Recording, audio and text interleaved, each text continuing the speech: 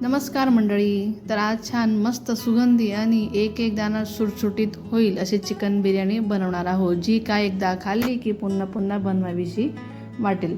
अनेक जण बिर्याणी कुकरमध्ये बनवतात, पण आज मी साध्या पातेल्यात अगदी सोप्या पद्धतीने बिर्याणी बनवणार आहेत.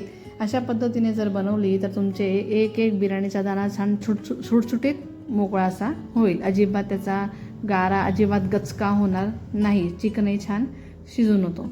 चला तर मग चिकन बिर्याणी मी पातेल्यात कशी बनवलेली आहे ते आपण बघूया. व्हिडिओ शेवटपर्यंत नक्की बघा, स्किप अजिबात करू नका. नमस्कार, मी सारिकाज किचनमध्ये तुमचं अगदी मनापासून स्वागत करते.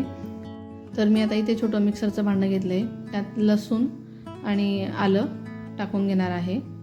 त्यानंतर त्यात टाकून घेणार आहे हिरवी मिरची. तर हिरवी मिरची तुम्ही तुमच्या आवडीनुसार घेऊ शकतात, क्वांटिटीनुसार. तर मी ते लोंगी हिरवी मिरची घेतलेली आहे, जवळजवळ 15 ते 20 मिरच्या असतील. आणि त्यानंतर थोडीशी कोथिंबीर. जर या ठिकाणी पुदिना असेल तर पुदिनासुद्धा तुम्ही टाकू शकतात. तर छान मिक्सरला त्याची बारीक पेस्ट बनवून घेतलेली आहे. ह्या अशा पद्धतीने करून घेतलेली आहे. त्यानंतर आपल्याला काय लागणार आहे ते बघूया. तर हा इथे घेतलेला आहे बिर्याणी मसाला. त्यानंतर लागणार आहे खडा मसाला. खडा मसाला आपला हा बेसिक आहे, जे लवंग, मिरेल, दालचिनी, चक्रीफूल वगैरे, तेजपत्ता, जे आपलं कॉमन बेसिक जे आपण वापरतो भाज्यांना किंवा मसाले भातला, तो मी इथे घेतलेला आहे. आता हे झालं. त्यानंतर लागणार आहे कांदा आणि टमाटा. तर मी इथे जवळजवळ 5 ते 6 कांदे चिरून घेतलेले आहेत, कारण मी जास्त क्वांटिटीमध्ये बनवते.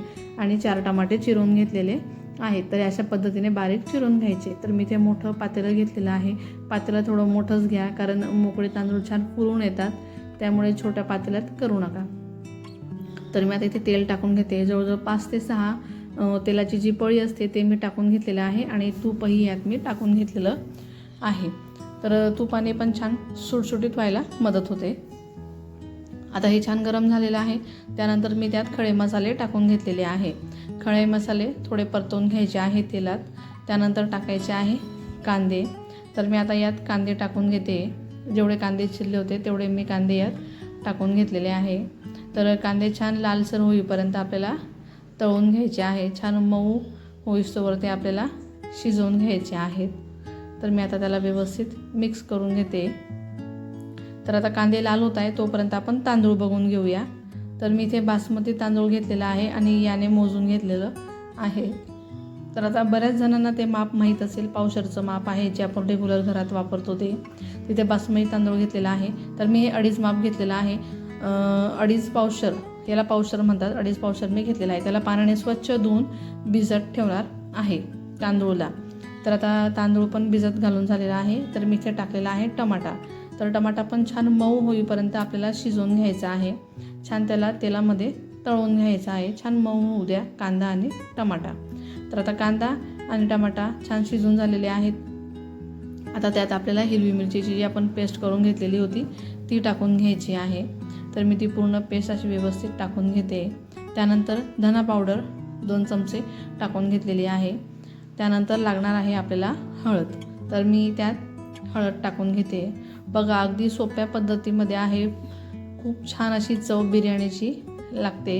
कुकरमध्ये थोडी ती अशी मोकळी होत नाही, शिजत नाही, पण पातेल्यात अगदी मस्त अशी सुटसुटीत तयार होते. खूप छान लागते. तर आता हे सगळं व्यवस्थित मिक्स करून घेते. आता बघा, छान मिक्स करून झालेलं आहे. आता यात मी बिर्याणीचा मसाला टाकून घेणार आहे. तर आता बिर्याणी मसाला मी व्यवस्थित त्याच्यामध्ये मिक्स करून घेते.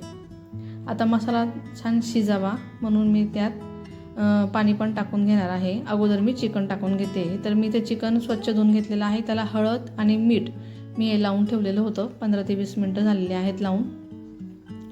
तर आता चिकन मी त्यात टाकून घेतलेलं आहे. तर मी आता हे मिक्स करून घेते.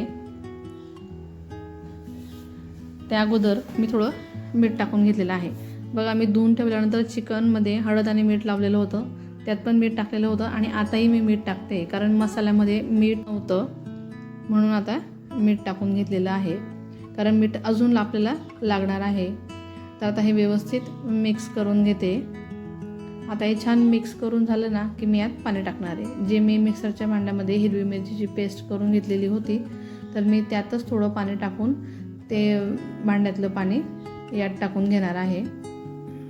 कारण त्याला बरीच पेस्ट अजून होती.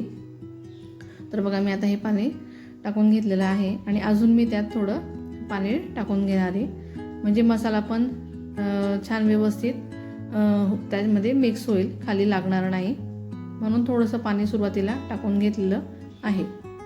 तर आता हे व्यवस्थित मिक्स करून झालेलं आहे. त्यावर छान अशी कोथिंबीर टाकून घेणार आहे. तर त्यावर छान कोथिंबीर टाकून घ्यायची.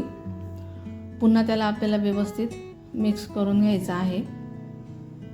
तर तुम्हाला ही रेसिपी जराही कुठेतरी आवडली असेल तर प्लीज व्हिडिओला लाईक करा आणि तुमच्या मित्रमैत्रिणींसोबत नक्कीच शेअर करा.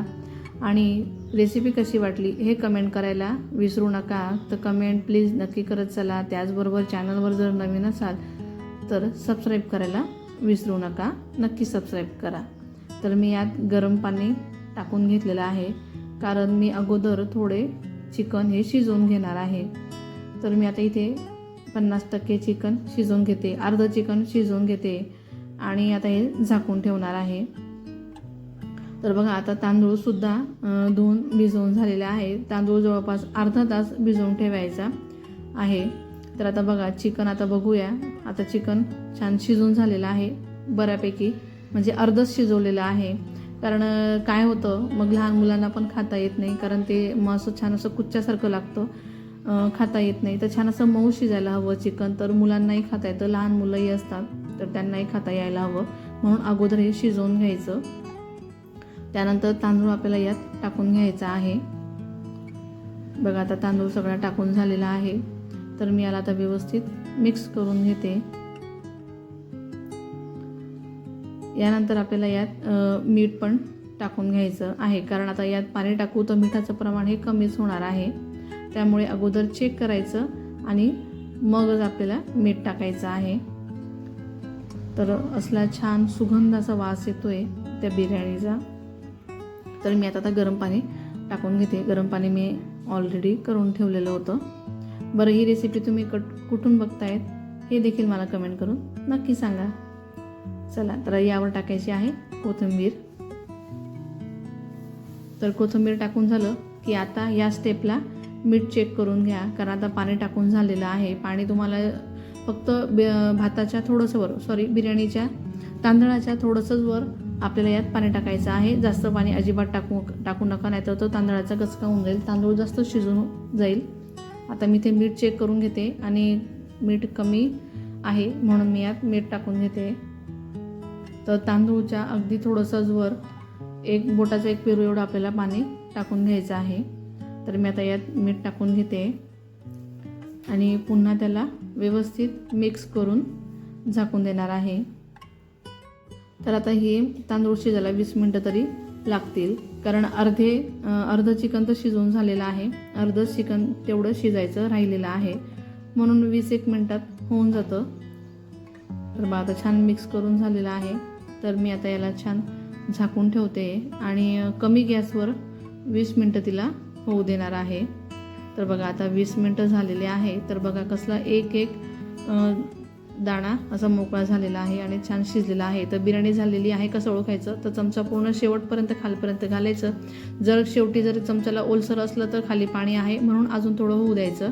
पण इथे चमच्याला काहीच लागलेलं नाही आहे, अजिबात ओलसर नव्हता, याचा अर्थ बिर्याणी खालपर्यंत छान शिजलेली आहे. तर हे असं चेक करायचं की बिर्याणी झालेली आहे किंवा नाही. तर मी छान प्लेटिंग करून तुम्हाला दाखवते की बिर्याणी कशी तयार झालेली आहे. तर बघा कसली छान मोकळी अशी बिर्याणी तयार झालेली आहे आणि चिकनही छान शिजलेलं आहे. तर तुम्ही सुद्धा नक्की बनवून बघा, नक्कीच तुम्हाला आणि घरातल्यांना आवडेल आणि अगदी सोपी पद्धत आहे. तर पटकन अशी बिर्याणी तयार होते. बघा चिकन पण छान शिजून झालेलं आहे. तर तुम्ही पण नक्की ट्राय करून बघा. चला भेटूया मग पुढच्या रेसिपीसोबत. तोपर्यंत धन्यवाद आणि हो लाईक करा, शेअर करा आणि चॅनलला नक्की सबस्क्राईब करा.